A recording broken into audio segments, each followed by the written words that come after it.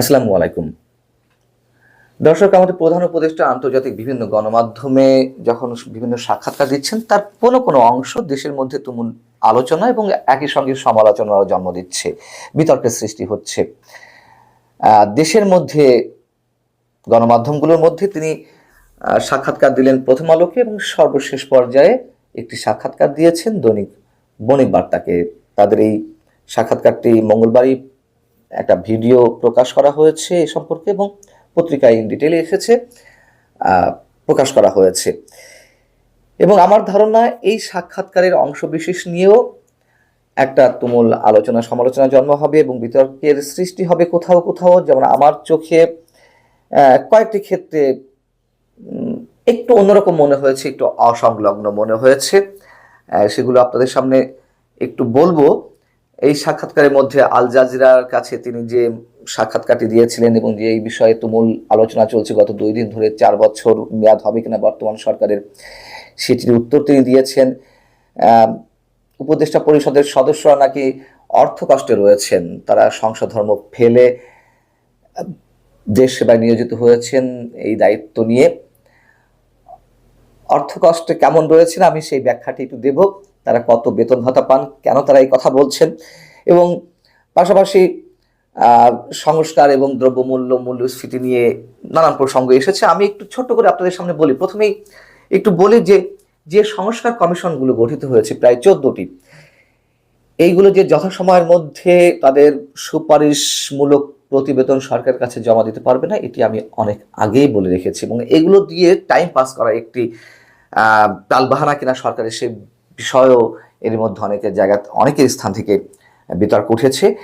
সেই প্রসঙ্গে বণিক বার্তার প্রশ্ন ছিল যে সংস্কার কমিশনগুলোর কাজ শেষে এগুলো রোড ম্যাপ কি হবে এই প্রসঙ্গে, এবং অনেকগুলো কমিশন হয়েছে, এসব কমিশনের রিপোর্ট কবে পাওয়া যেতে পারে। উত্তরে আমাদের যে আশঙ্কা ছিল সেই আশঙ্কাটার জায়গা থেকেই সম্ভবত আমাদের প্রধান উপদেষ্টা উত্তর দিয়েছেন। তিনি বলেছেন যে ডিসেম্বর তো প্রায় শেষ, আমরা ডিসেম্বর জানুয়ারির দিকে যে 6টি কমিশন প্রথমে গঠিত হয়েছে তার প্রতিবেদনগুলো পেতে পারি। তিনি বলছেন যে যেহেতু শুরুতেই তাদের বসার জায়গা দিতে পারছিলাম না, তারা পরস্পরের সঙ্গে যোগাযোগ করতে পারছিল না, কাজেই সময় চলে গেছে, ধরে নিচ্ছি যে জানুয়ারির মধ্যে রিপোর্ট পাওয়া যাবে। রিপোর্ট এসে গেলে তখন আমরা একটা দলিল পেলাম, রাজনৈতিক দলগুলোর সঙ্গে বসা যাবে, তারা বলবে তাদের পছন্দ কোনটি।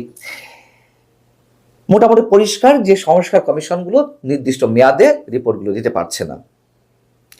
আল জাজিরার যে বিষয়টি বিতর্কের সৃষ্টি করেছে, বর্তমান অন্তর্বর্তী সরকারের 4 বছরের মেয়াদ বা তার কম মেয়াদ হতে পারে এরকম একটি ব্যাখ্যা দাঁড় করানোর চেষ্টা হচ্ছে।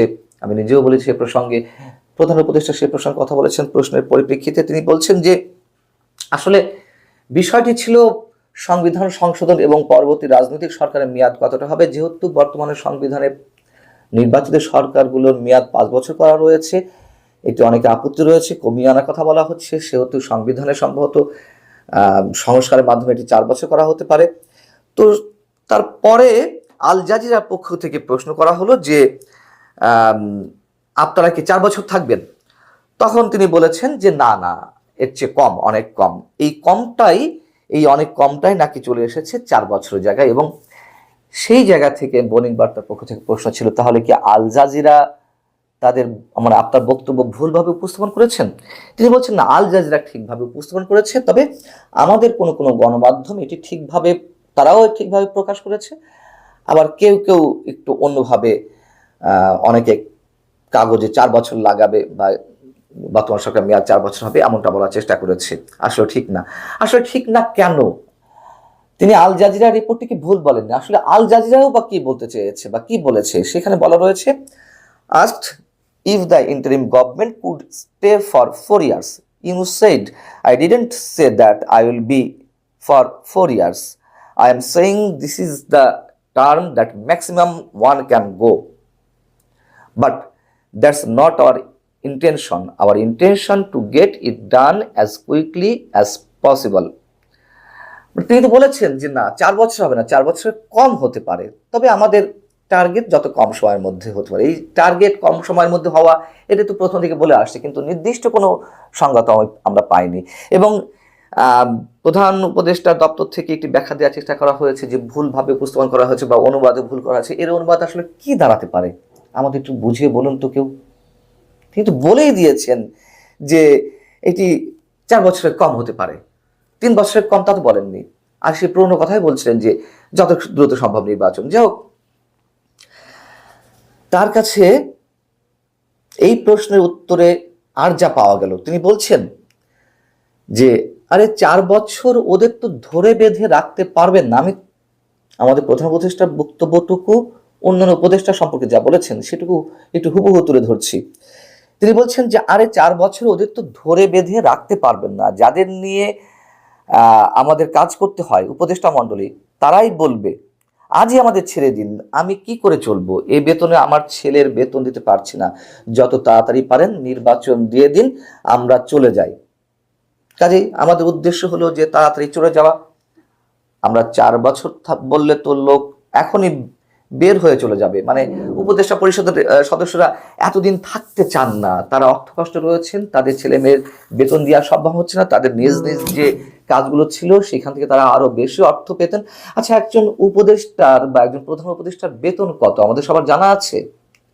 যদিও সংবিধানে, এক্সিস্টিং সংবিধানে অন্তর্বর্তী সরকার বা তত্ত্বাবধায়ক সরকার উপদেষ্টাদের বেতন ভাতা সম্পর্কে নির্দিষ্ট কিছু করে বলা নেই, তবে তারা প্রধানমন্ত্রী কিংবা অন্যান্য মন্ত্রী সম মর্যাদা সম্পন্ন বিধায় একই ধরনের বেতন ভাতা পাবেন। তো the prime ministers amendment bill remuneration and privilege 2016, এই অনুযায়ী বাংলাদেশের একজন প্রধানমন্ত্রীর বেতন হচ্ছে 1,15,000 টাকা। এছাড়া তিনি মাসিক বাড়ি ভাড়া পাবেন 1 লাখ টাকা, যাতায়াত খরচ, বাড়ি ভাড়া, ডেইলি অ্যালাউন্স, ইন্স্যুরেন্স সুবিধা, কূটনৈতিক পাসপোর্ট, নিজের দফতর এবং অন্য টেলিফোন ব্যয়, চিকিৎসা সেবা সহ আরও অনেক সুবিধা পেয়ে থাকেন। তার মানে হিসাব করলে এটি 7-8 লাখ টাকা ছাড়িয়ে যেতে পারে সব কিছু মিলিয়ে। একজন উপদেষ্টার বেতন কত? একজন উপদেষ্টার মাসিক বেতন ভাতা হচ্ছে 1,05,000 টাকা। এবং ঠিক তারাও তাদের পদমর্যাদা অনুযায়ী অন্যান্য সুযোগ সুবিধা পাবেন। তারা বাসা ভাড়া বাবদ, যদি মন্ত্রীদের জন্য যে বাসা বরাদ্দ রয়েছে সেটি না থাকেন, তারা মাসিক 80,000 টাকা পাবেন। রক্ষণাবেক্ষণ, বাসা রক্ষণাবেক্ষণ, সাজগোজের জন্য 3 মাসের বাড়ি ভাড়ার সমান টাকা পাবেন, অর্থাৎ 3 মাস পর পর 2,40,000 বা 2.5 লাখ টাকা। সরকারি বাড়ির সাজসজ্জার জন্য প্রতি বছর 5 লাখ টাকা পাবেন। এখন তারা যে কয় মাস থাকবেন সেই রেশিও আকারে পাবেন উপদেষ্টারা। এবং প্রধান উপদেষ্টা যে সুযোগ সুবিধা পান, পান ভাতা, চিকিৎসা খরচ, অন্যান্য এরকম সব সুবিধায় পাবেন উপদেষ্টারা, হয়তো কিছুটা কম। সরকারি গাড়ির জন্য তাদের জন্য প্রতিদিন 18 লিটার জ্বালানি বরাদ্দ থাকে এবং তারা দৈনিক ভাতা পান কোথাও ভ্রমণে পেলে, সেটাও কয়েক হাজার টাকা। এই হিসাব করলে আমার ধারণা একজন উপদেষ্টার মাসিক আয় সব মিলিয়ে 4 থেকে 5 লাখ টাকা, আমার যদি ভুল না হয়ে থাকে, এটা আমার আনুমানিক ধারণা। সেখানে উপদেষ্টাদের ছেলে মেয়েদের বেতন দিতে পারছেন না, পড়াশোনা বন্ধ হয়ে যাচ্ছে, এই কথাগুলো একটু শিশুসুলভ হয়ে যায় না? কেন এই কথাগুলো বলতে হবে? এবং তিনি বলেছেন যে আমাদেরকে এখানে বসানো হয়েছে, তাহলে আমরা চলে যাই। কারা বসিয়েছে সেটিও তো আমরা জানি। প্রধান উপদেষ্টা অধ্যাপক ডক্টর মোহাম্মদ ইউনূসের প্রতি মানুষের একটি আহ্বান ছিল, সত্য কথা, 100% না হলেও 70%, 80%। আর অন্যান্য উপদেষ্টার মধ্যে যারা রয়েছেন, একেবারে যাদের পারফরমেন্স খুব ভালো এই 3.5 মাসে, আমরা যদি সে বিষয়ে বলি,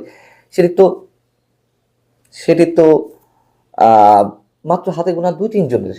আর বাকি যে 17 উপদেষ্টা, পরবর্তী নিয়োগ দেওয়া হলো 21 উপদেষ্টা, আরো 3 জন 24 উপদেষ্টা, এর মধ্যে বাদ বাকি যারা, তারা কি করছেন?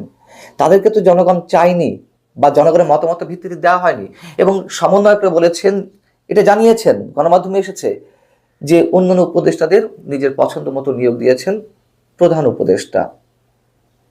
এটি তার শর্ত ছিল, যদি কোনো ক্ষেত্রে সমস্যা হয় সেক্ষেত্রে তারা সমন্বয়ক বা অন্যান্য স্টেক হোল্ডার যারা রয়েছেন তাদের সাথে যোগাযোগ করবেন বা মতামত নেবেন। এবং অধিকাংশই তো এনজিও থেকে আসা কিংবা চট্টগ্রাম থেকে আসা। অতএব প্রধান উপদেষ্টার এই মন্তব্যগুলো আমাদের কাছে ভালো লাগেনি, একেবারেই ভালো লাগেনি, এটা সত্য কথা। এগুলো না বললেও বরঞ্চ তাদের গার্ডস আরো থাকতো, বেশি বজায় বজায় থাকতো। আর তিনি যেটা বলেছেন যে সংস্কারের যদি না প্রয়োজন হয় আমরা ছেড়ে দিয়ে চলে যাব।